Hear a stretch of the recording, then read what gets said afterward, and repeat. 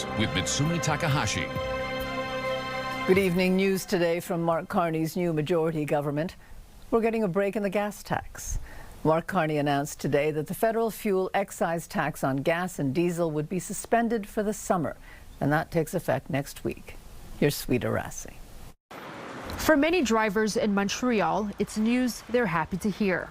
Every cent counts today. Come Monday, prices at the pump will be slightly cheaper as Ottawa temporarily suspends its fuel tax, cutting prices by 10 cents a litre for gas and 4 cents for diesel. Fuel prices have increased sharply around the world, including right here in Canada. So we're taking more action to help build that bridge over short-term pressures. Simon Bourassa of CAA Quebec says the measure comes at the right time. It can make a difference, especially for people who have to do a long rounds, long distance with their vehicle. But not everyone is pleased. Industry analyst Dan McTague says the move is a good step, but in the wrong direction. The government should have moved to work with the provinces to suspend the HST or GST. That would have been a far more meaningful impact. That would have saved a lot more for the overall price at the pump. McTague points to diesel as the more critical fuel, saying it affects the transportation of goods. And the 4 cents reduction there won't be enough to make a difference. The relief measure will cost the government an estimated $2.4 billion. Prime Minister Mark Carney points to global oil disruptions from the war in the Middle East as the reason for the tax cuts. But McTague warns it could be some time before consumers feel any real relief at the pumps. The world is short about 1 billion barrels. That's 10 days of total use around the world. What we're looking at here is a supply shock. It's very hard to fix, and it's going to last a long time. The tax cut runs until September 7th. Sweet Arasi, CTV News. The Carney Liberals became a majority government last night by sweeping yesterday's 3 by-elections. One of the ridings they won was in Terrebonne.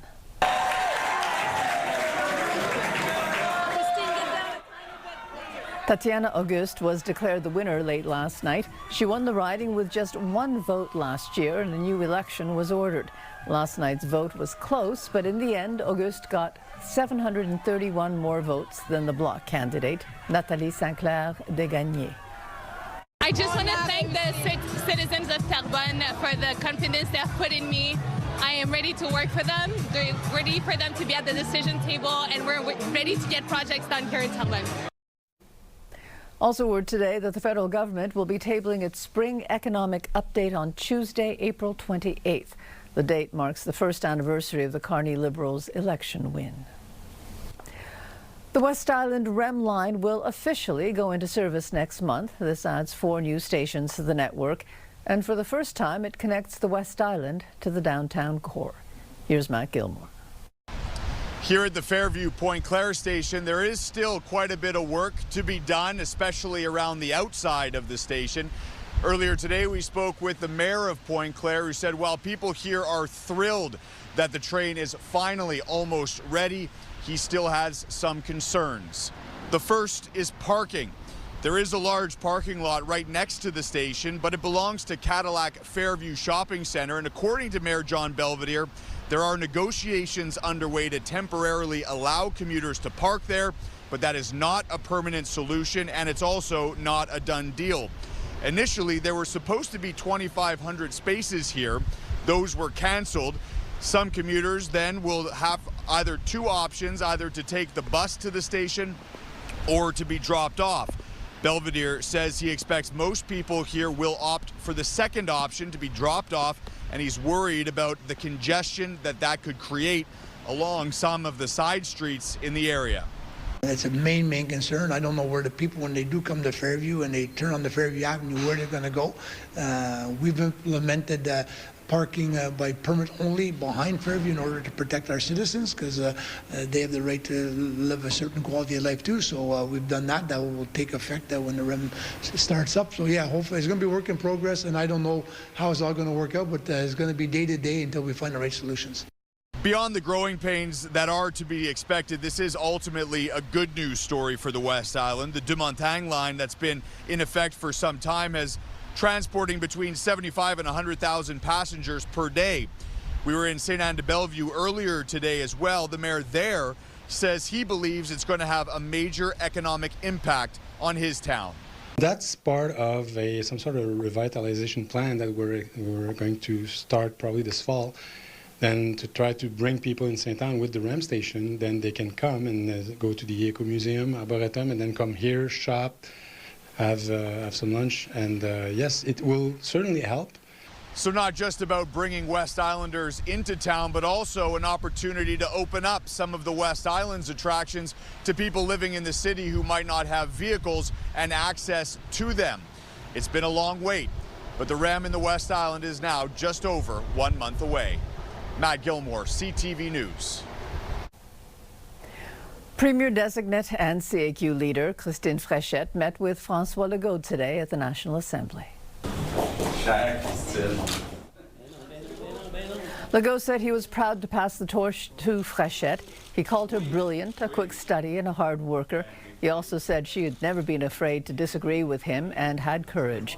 Fréchette, for her part, thanked Legault for his 26 years of service to Quebecers.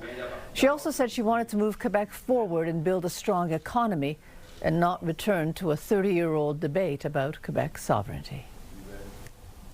It's been a bad year for potholes, and not just for drivers. Imagine the poor cyclist. One company that makes deliveries by bicycle says the roads have cost thousands of dollars in repairs. Here's Angela McKenzie. This is the worst I have seen. In the 8 years since he's been running his bicycle delivery business, La Roue Libre, Cedric Chaperon has never seen Montreal roads in worse shape than they are now. It's kind of a nightmare because there is a lot of pothole and road deformation. So the work is more difficult for us. From morning to night, he and his 8 employees are out on the streets, navigating an obstacle course of craters. It obliges us to make some zigzag on the road. Back in his workshop, the repair corner has been getting plenty of use. We have a lot of damage. And it's getting expensive. He estimates repairs to damaged bikes and trailers have cost him around $8,000 over the past year. There have been falls and minor accidents. He says they try to avoid the roughest areas, which is tough when speedy deliveries are part of your business model. Of course, cars are affected too. Chaperon says the roads and the bike paths are a total mess. All this situation is it's not good for anyone on the road. The head of Velo Quebec says potholes don't just affect drivers, they affect cyclists too. This is a serious problem that can lead to falls and injuries. We hope the issue will be resolved quickly so that Montrealers can ride on safe roads this summer. CTV reached out to the city for comment but did not receive a response. Chaperon says the city isn't doing enough for its cycling infrastructure. We have to continue to develop it, but we also have to maintain it. And with the busy summer season just around the corner, he's hoping for a smoother workday in the near future. Angela McKenzie, CTV News. Meanwhile, a major world cycling event is coming to Montreal in September. It's being touted as a boost for the local economy, but there's also going to be a lot of road closures as well. The UCI Montreal Grand Prix cycling race will be held September 20th to 27th. It will feature 1,000 athletes from 80 countries. The route will run through 8 towns in the Montérégie and in Montreal. Needless to say, the mayor says some major pothole repairs need to be done. We have no choice. It goes onto our responsibility as a city to make sure that we have the capacity to deliver a city that corresponds to what the UC needs to have as road for the athletes to be secure to be on that road. What I said earlier is, do I think we should have done more in terms of maintenance in our roads in the past few years? Absolutely. I think citizens expect us to have roads for them, and now we're going to be investing a lot to make sure that this event has the road that it needs to help to be able to have this event. 36 kilometers of roads will be resurfaced or upgraded for this event. And Park Avenue is going to be closed between Pine and Mount Royal from September 5th to October. There's more opposition to plans for more parking meters along a section of Sherbrooke Street West.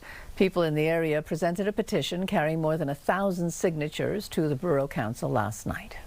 The residents are of the overwhelming view that the materially adverse impact that the implementation of this project will have on the day-to-day lives of residents vastly outweighs its supposed benefits, which at least from a financial perspective appear to be minimum. About 450 meters will be placed on Sherbrooke Street between Grand and Hampton and from Wilson to the eastern border of NDG. Opponents say they were not consulted. The borough claims the parking meters will help businesses. Blue-collar workers in Montreal will go on strike tomorrow and for the rest of the week, and this means some parking restrictions will be lifted for the next 3 days. The union is maintaining essential services, but that does not include cleaning the streets. So the parking restrictions imposed for street cleaning will not apply. People are gathering in Ganawage over 4 days to mark traditional harvesting practices. The Ganawage Harvest Summit is gathering of Indigenous leaders from several nations. They'll be discussing hunting rights as well as sustainable practices for harvesting animals and fish. Government officials have also been invited to take part. Most First Nations that I've talked to about harvesting, they have oral traditions that are the foundation of harvesting. And our First Nation, the Mohawks, are oral-based histories. So when we go harvesting, a lot of times we're bringing younger members of the society with us. It could be our nephews, our sons, and so on. And the oral tradition dictates that you have to teach them how to hunt, but not only how to hunt, but you're teaching them the language of hunting. The Mohawk Council calls this one of the most significant assemblies on harvesting to date. Donald Tarlton was a Canadian concert promoter and a record producer. Most people, though, would remember him as Donald K. Donald. He died yesterday. He was 82 years old. Here's Christine Long. We got the biggest show ever in Atlanta. Donald Tarlton had big energy, made for showbiz. In the late 60s, he started out booking local bands as Donald K. Donald Productions. Mark Denis still has the flyers. Hugely successful career as a rock promoter and impresario. When he was booking local bands at places like Snoopy's Discotheque. As fame grew for many artists, they kept coming back to Tarlton, who had a friendship with them. He played golf with Pink Floyd. He was much more into the bigger progressive rock groups, be it Genesis or Gentle Giant or Supertramp. His beloved wife, Annie, has New Brunswick roots, and Tarlton always brought big acts to Eastern Canada, like the Rolling Stones. Magnetic Hill, the Rolling Stones, along with Tragically Hip. We brought Rod Stewart to St. John's, Newfoundland. We brought Bon Jovi to Halifax. 600 concerts a year meant Tarlton asked a lot of his team and trusted them. Like 15-year-old Lisa was freaking out. Like I was trying to help Michael Stipe get okay to go do his show. Along the way, he launched a lot of bands and thousands of careers like Lisa Lee. He taught us how to do it, and not by telling us how to do it, by showing us. You know, you be nice to everybody. You take care of everybody. You never know who you're talking to. It could be the guy who takes out the garbage. It could be the president of the company. You treat them well. Tarlton loved his artists and his audiences, says Sylvie Brunetta. Every show at the Forum, he would just leave the backstage and he would go and walk around the floor, say hi to people. People shook his hand. Tarlton earned innumerable honors like the 1985 La Disque Award for Concert Promoter of the Year, and in 2000, he was awarded a Member of the Order of Canada. Donald was director of the University of Show Business. Yet, since retirement a few years ago, Tarlton's tireless gusto wasn't what it used to be. His health wasn't the best. If you ever knew or met Donald, he was just a bundle of energy. Tarlton leaves behind his wife, Annie, plus 1 million friends and memories for so many music lovers. Christine Long, CTV News. And late this afternoon, family and friends issued a statement. The family says they are, quote, deeply moved by the outpouring of tributes and stories being shared by the media, public, friends, and family. The statement goes on to say that there will be a private service here in Montreal with a celebration of life later date. Ask any music lover and they will tell you that vinyl is making a comeback. Vinyl records made up $1 billion in sales last year. One Quebec company wants a part of that. Stéphane Giroux has that story.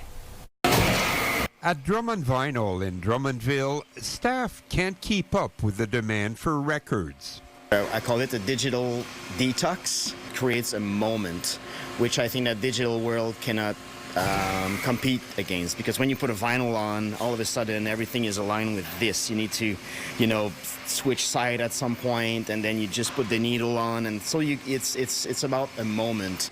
Musicians Jeff Beaulieu and Alex Henry Foster launched a company 3 years ago out of necessity for their own bands. For us, it was not about a market and a demand. It was because we realized that we wanted to do our own vinyls and that we needed to wait a whole year to do it, which we couldn't afford because you need to go on the road. Drummond Vinyl isn't the only one. Pressing plants are opening up all over Canada. I think it brings all age groups to the record stores. There are people who are 10 years old. There are people that are 80 years old in line.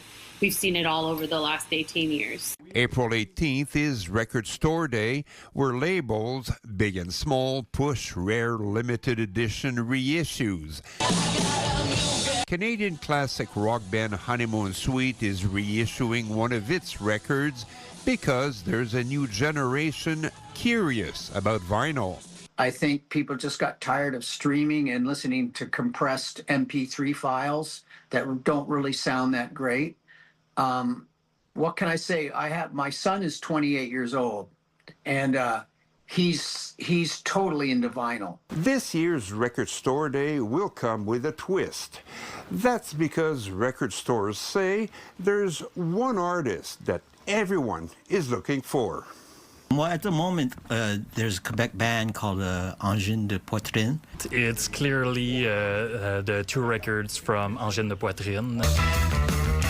Engine de Poitrine is a Quebec avant-garde band that exploded onto the international stage in recent weeks. Drummond Vinyl was tasked with fulfilling the demand. I've never seen anything like that from my own eyes with that kind of music happening here. So for us to be first part of it was incredible. What a huge privilege to be involved in that incredible success. For artists and fans, it's the kind of excitement they haven't seen since the days everyone assumed that vinyl was dead. Stéphane Giroux, CTV News. And coming up, it is an image of Donald Trump as Jesus Christ. Well, it wasn't depicted. It was me. I did post it, and I thought it was me as the doctor. And now, war on a new front. Donald Trump takes on the Pope. And Israel and Lebanon are meeting today for what's being called a historic opportunity.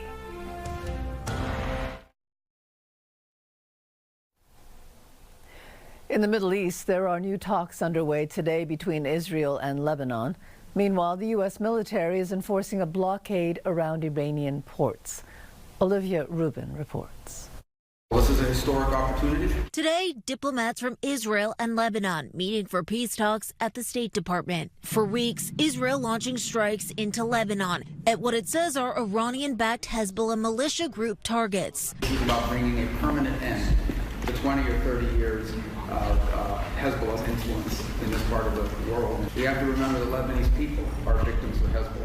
The Trump administration today also signaling a second round of peace talks between the U.S. and Iran soon. Two officials telling ABC News about a new U.S. offer to Iran, a 20-year suspension of its uranium enrichment program instead of demanding a permanent end. According to the New York Times, Iran countered offering a 5-year suspension. But the New York Times reporting President Trump rejected that counteroffer. And the Pentagon today announcing no violations in the first day of a U.S. blockade on Iranian ports in the Persian Gulf. But the International Monetary Fund today warning a protracted war could trigger a global recession. And we were looking to lift up our global growth forecast. Now, war in the Middle East has halted this momentum. And that new round of in-person peace talks could be on the horizon. Trump telling a New York Post reporter to stick around in Pakistan where those negotiations occur, saying, quote, something could be happening over the next 2 days. Olivia Rubin, ABC News, Washington. The Pope is in Algeria, one of 4 African countries he'll be visiting. Meanwhile, in the United States, Donald Trump is dealing with the backlash after posting an image of himself as a Christ-like figure. Rena Roy has the latest. Pope Leo traveling around Algeria today, visiting the ancient city of Hippo, where St. Augustine served as a bishop and died in AD 430. Pope Leo praying under a tent and in a sign of peace, planting an olive tree and speaking at a nursing home. God's heart is torn apart by wars, violence, injustice, and lies. His 10-day trip kicking off under a cloud of controversy. President Trump bashing the Pope, who called for peace, not war. He was very much against what I'm doing with regard to Iran, and you cannot have a nuclear Iran. Pope Leo would not be happy with the end result. The first American Pope has been outspoken against the war in Iran, calling Trump's threat to wipe out a whole civilization truly unacceptable. Attacks on civilian infrastructure is against international law, but that it is also a sign of the hatred, the division, the destruction that the human being is capable of. The Vatican telling ABC News the Pope is focused on his visit to 4 African countries, not Trump's comments. I have no fear of neither the Trump administration nor speaking out loudly about the message of the gospel. Meanwhile, Trump under fire for posting, then deleting this AI-generated image depicting him as a Jesus-like figure. Well, it wasn't depiction. It was me. I did post it, and I thought it was me as a doctor. But the vice president saying this on Fox News. I think the president was posting a joke, and of course he took it down because he recognized that a lot of people weren't understanding his humor. Some of Trump's most loyal allies have called on him to apologize to the Pope, but he says he has no plans on doing so. Rena Roy, ABC News, New York. There was a push to close the gender pay gap with a rally in Toronto today. It marks Equal Pay Day. That's an event now in its 50th year. Here's Heather Wright. Equal pay! Equal pay! Today is the 104th day of 2026, a day that marks the extra time the average woman needs to work to earn as much as the average man. We're here today because we believe in equal pay, simply put. At a rally in downtown Toronto, members of the Ontario Equal Pay Coalition called on the government to do more to close the gender pay gap, specifically when it comes to the care economy, jobs that are typically held by women, including nurses, personal support workers, and educators. We're still not giving childcare people what they need. The educators can't come today, so that's why I came. In addition to calls for higher wages, the group also wants the Ontario government to deliver on its promise of $10 a day childcare. The federal government had set an April 2026 deadline of reaching that threshold. And while Newfoundland and Labrador, Prince Edward Island, Quebec, Manitoba, Saskatchewan, Yukon, the Northwest Territories, and Nunavut have all met the $10 a day target, Nova Scotia, New Brunswick, Ontario, Alberta, and British Columbia have not. The group says unaffordable childcare disproportionately burdens women. There is no work without care work. No one can go to work if their children, their elders are not cared for. According to Statistics Canada, women aged 25 to 54 earned 89 cents for every dollar earned by men in 2025, up from 81 cents in 1997. And while that pay gap has slowly shrunk over time, another one is growing. The gap between Canada's richest and poorest grew last year, driven in part by a weak job market and slow wage growth. Statistics Canada says the high cost of living and economic uncertainty are impacting a large portion of the country, with nearly 3/4 of Canadians saying the rising price of essentials is straining their finances. Heather Wright, CTV News, Toronto. And coming up, making the case for cavity prevention.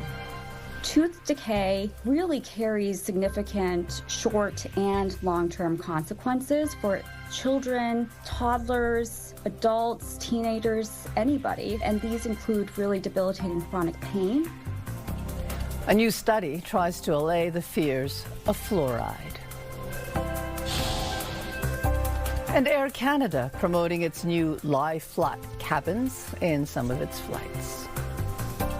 Download the CTV News app and stay on top of local stories as they unfold. Increasing number of abandoned buildings. Customize your feed and watch live wherever you are. CTVMontreal.ca, your home for news.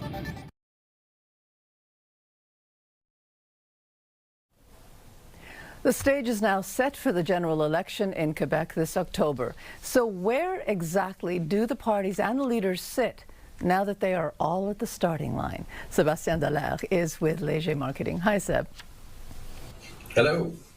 Hi. So if an election were to be held today, what would the National Assembly look like? Who would form the government? The most likely scenario if a vote were held today would be of a PQ government. Might be a minority, however, after months, well, in fact, we could say mostly two full years way ahead in the polls, the PQ seemed to be heading to a comfortable majority government. But in recent months, what we've seen is the Liberals inching back up to what is essentially a tie in the overall vote. But because of the PQ's very strong standing among Francophone voters outside of the Montreal region, they would still win a lot of ridings outside of Montreal, giving them the edge overall. So that's where we stand at this point. So right now, the two main contenders are the Liberals and the PQ. What will the arrival of Christine Fréchette do to this dynamic, do you think?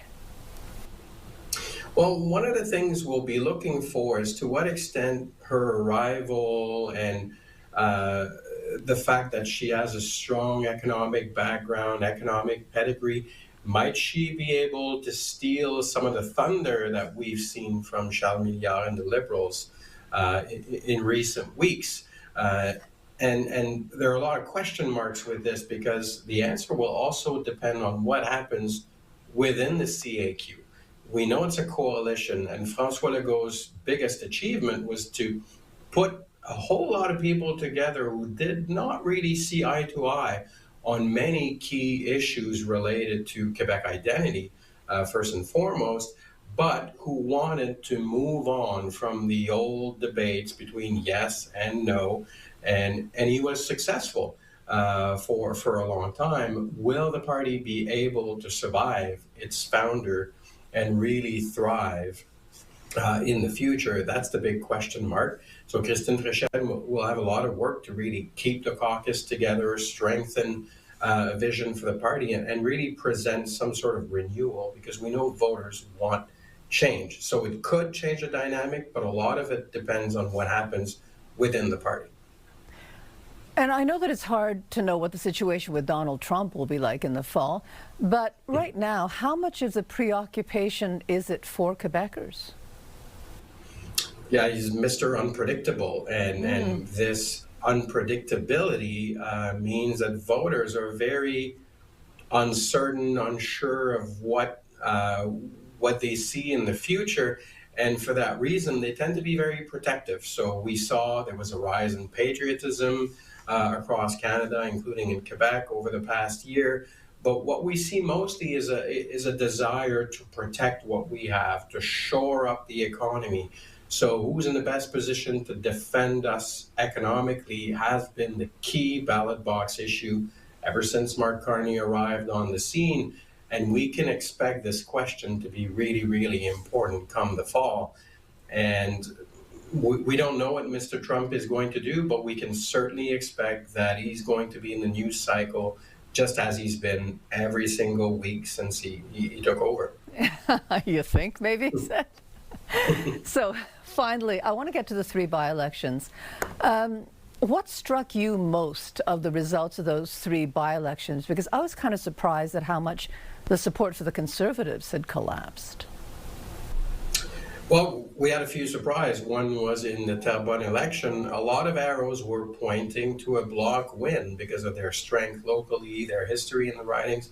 But again, the overall geopolitical environment seemed to win out over the local peculiarities of this case. But what we saw in all three by-elections is a bit of a confirmation of what we saw in recent months, where Pierre Poilievre and his party have been struggling to really gain traction in an environment where it's been all about Mark Carney and the economy and trying to defend our sovereignty against Donald Trump.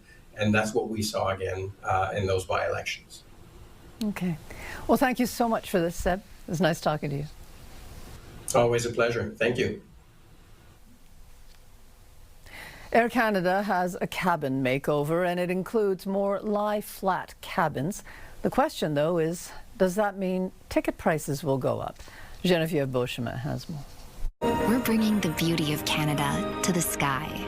Air Canada is calling it the most significant cabin redesign in its 90-year history.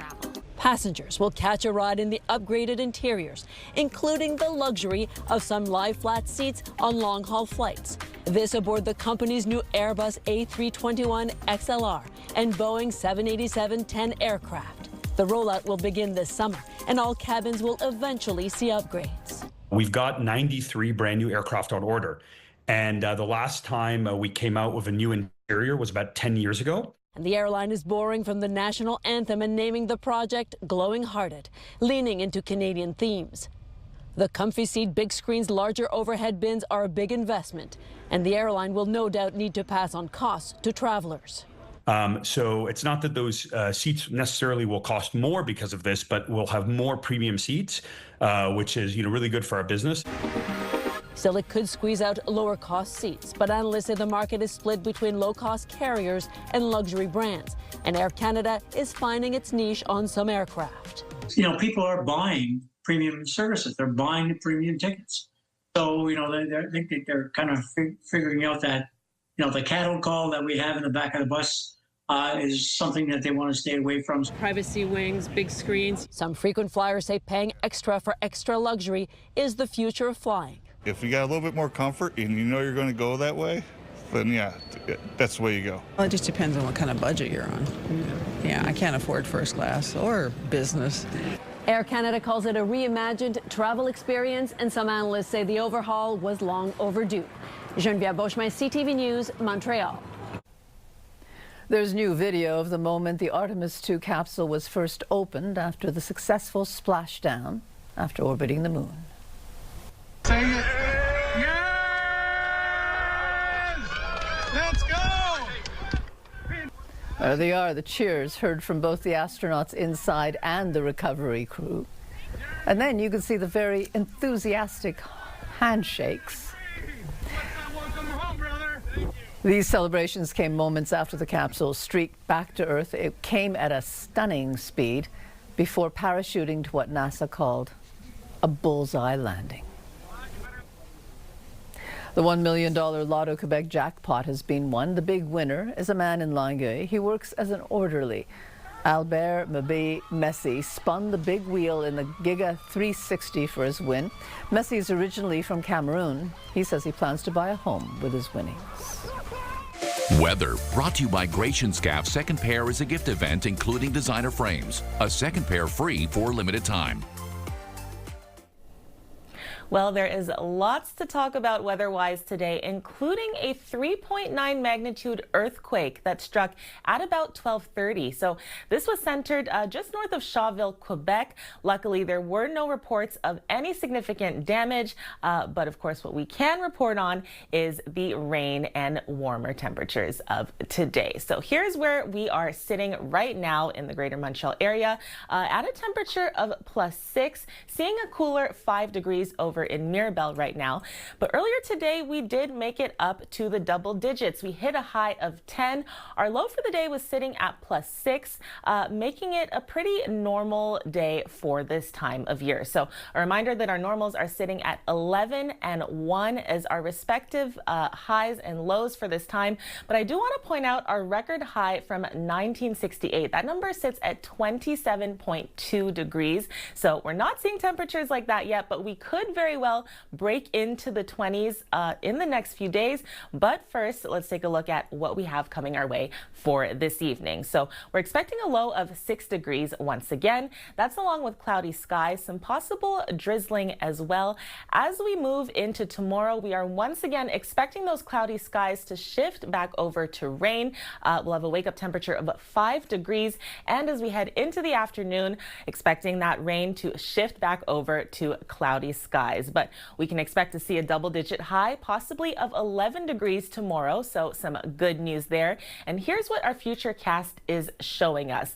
Again, partly cloudy skies. We start to see the system coming over at about noon tomorrow, covering the Montreal area as well as Ottawa and Quebec City before that system pushes eastward, clearing out of the Montreal area by about 3 in the afternoon. But let's get back to the temperatures, because we are looking at, again, warming temperatures over the course of most of the week. So on Thursday, we have a high expected at 15 degrees. On Friday, we could hit a high of 17. And then on Saturday is when we could break into the 20s with that daytime high of 21. But of course, we are still expecting it to be a rainy week. And Thursday is looking like the next heavy day, forecasting up to 14 millimeters. So if you're headed out, you'll definitely want to have your rain boots and rain jacket with you. And coming up, just when you think you've seen everything. He is very comfortable with that. I'm his buddy. Meet Bibi. He is a scuba diving parrot. And trying to do more to help young people find jobs for the summer. Menswear provided by Ernest. Elevate your style with Ernest.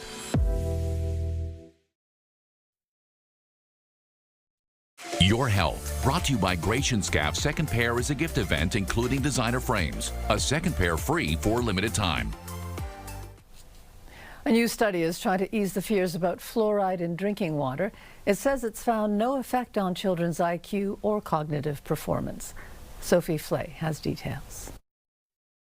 This morning, a new study on fluoride in drinking water, being called the first of its kind, has found no effect on children's IQ or cognitive performance later in life. It does add to growing body of evidence within the U.S. that there are no adverse neurological effects at low pre-specified concentrations of fluoride in drinking water. The results appear to contradict claims made by Health Secretary Robert Kennedy Jr., who once described fluoride as industrial waste. And the era of fluoridated toothpastes and mouthwashes, it makes no sense to have fluoride in our water. Recently, states like Florida and Utah have passed bans on fluoride in drinking water. Other states have pending legislation. In Birmingham, Alabama, there's a legal battle to restore fluoride, which was taken out of the water supply. These ongoing efforts can increase the long-term risk of tooth decay, especially in vulnerable communities. The acting CDC director, while calling fluoride essential for oral health, has warned too much could have neurological and developmental impacts, suggesting more research is needed on dosage levels. But when it comes to pre-specified levels in water, medical groups agree fluoride can reduce tooth decay by 25%. Tooth decay really carries significant short and long-term consequences for children, toddlers, adults, teenagers, anybody. And these include really debilitating chronic pain. So lots of missed school hours just from dealing with dental issues. Sophie Flay, ABC News, New York. British Columbia is marking a grim anniversary today. It was 10 years ago today that the province declared its drug crisis a public health emergency. The public health emergency was declared in 2016. It was to mark 474 drug deaths. Since then, 18,000 more people have died of overdoses. Advocates say the crisis is far from over and governments still aren't doing enough. There's been a massive fire in China. It was in a parking garage that stored electric vehicles made by BYD. The garage was used for tests and scrapped vehicles. Electric vehicles burn differently and are more difficult to put out than the gas-powered cars. BYD is the major supplier of the 50,000 Chinese-made EVs that will be sold in Canada annually under a new trade deal. Business News brought to you by Au Vieux de Louvre, where memories and meals come together. Ottawa is giving Canadians a break at the pumps, but it won't come cheap. Here's Marilla Fernandez. The suspension of the gas tax will cost Ottawa about $2.5 billion. Canadians are paying an average of 27% more at the pump now than before the conflict with Iran. Getting rid of the excise tax will save drivers 10 cents a litre on regular gas and 4 cents on diesel. Even jet fuel will be discounted. Here are the closing numbers for the day. The Canadian dollar is up to 72.62. West Texas Intermediate is down over $7 to 91.97. Western Canadian Select is up over $2 to 75.02. And the TSX gained 223 points today. Those are your business headlines. I'm Marilla Fernandez. Canada's youth unemployment rate remains above 13%, so Ottawa's decided to boost funding to its summer jobs program. Kimberly Johnson has more. This is where farm camp will be. Saunders Farm is getting ready to host kids at their summer day camp in the coming months. And as they look for camp counselors, the boost to the Canada Summer Jobs program is welcome news. Excited that the program is, I feel like it's back on track. The federal government is looking to get more young Canadians into the job market by helping businesses like Saunders hire more students. It does help us hire more students than we normally would in the summertime. The Canada Summer Jobs program helps subsidize the wages of students. Last year, Saunders Farm was turned down, but this year, owner Mark Saunders says he'll be able to hire 17 students under the program. So it really is a really great way to boost the economy, especially the rural economies that sometimes struggle in these days. But even all small businesses need a little bit of a leg up. The jobs minister announcing the federal government is working to create 175,000 jobs and training opportunities for young Canadians, as youth unemployment numbers remain high at 13.8% in March. That is deeply concerning, in fact, because prolonged unemployment as a young person can really inhibit their career trajectory, but also their earning potential. That includes creating 100,000 Canada Summer Job postings, an increase of 25,000 over last year, as well as increasing the Student Work Placement Program, which helps businesses hire post-secondary students in paid internships. I think it's really important. You know, a lot of us, we have to pay rent, we have to pay for our education, we need to pay for groceries, and you can't really do that if you're doing unpaid work. Kimberly Johnson, CTV News. They're going to try again to save the downtown Y. Now, Caroline, they're making another appeal to get it reopened. Yes, some residents of the Peter McGill district downtown want the YMCA sports facilities downtown, including a pool, to be reopened by the city and made available to the public. The Y's sports facilities at Drummond and Stanley have been closed since the pandemic, and the building's now up for sale, and they say reopening it could attract downtown workers to use it and add a community feel. We'll also talk about sovereignty, not in a political sense, but in a digital sense, with our tech analyst Carmi Levy. And the Habs play their last game of the regular season tonight against the Flyers. If they win it, they wind up second in the Atlantic Division, which gives them home ice advantage in the playoffs. So we'll see how all that goes and have all the details at 11:30 tonight. Mitsumi. Thanks very much, Caroline.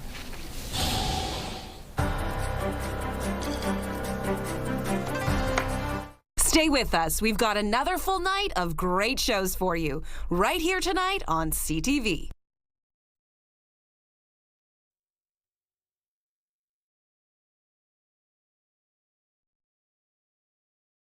For breaking news and local news that matters to you, download the CTV News app right now by scanning the QR code on your screen using your smartphone.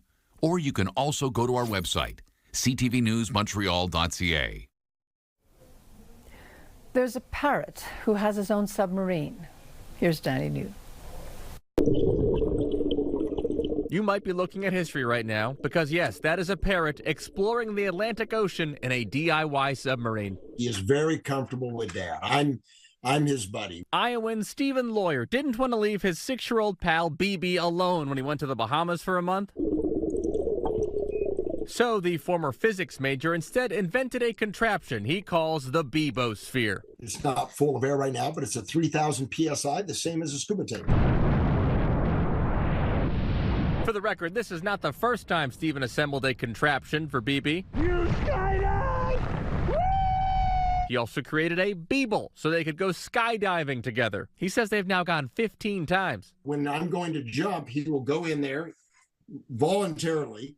He lets us know if he wants to go. Over the past week or so, this video has picked up millions of views online with varying reactions. One commenter writing, "Love it," while another says, "I'm not really sure he wants that." A couple comments from people who did not like this concept. No, I get it. Was BB at risk while in the submarine? My answer is very, very, very low because of all the precautions I took. Here you go. Ready? Go. Overall, Stephen just feels all this inventing is worth it if he doesn't have to leave his best bud in a cage. I mean, if Stephen's not there, who's going to feed him cashews? But look at his manners there. He'll hold the cashew in his foot while he eats it. I know he went underwater, but this is way cooler to me. So there's still rain in the area, Anastasia. That's right. You know, they say life is about learning to dance in the rain, and we certainly have time to practice. We look at it like that for tonight. We're looking at cloudy skies, a low of 6 degrees, a wake-up temperature of 5, and then more rain coming in tomorrow. So we're expecting that rain to move in the early afternoon and clear out of the greater Montreal area by about 3 p.m. Along with that, we're looking at a double-digit high, though. So a high at 11 degrees, and then even more rain to come over the course of the next few days. So Thursday is looking like a particularly heavy day. We're forecasting up to 14 millimeters with that high of 15, and then lighter rain on Friday, possibly 1 millimeter with that high of 17. Mitsumi? And that's it for us. Have a good evening. Stay well. Good night.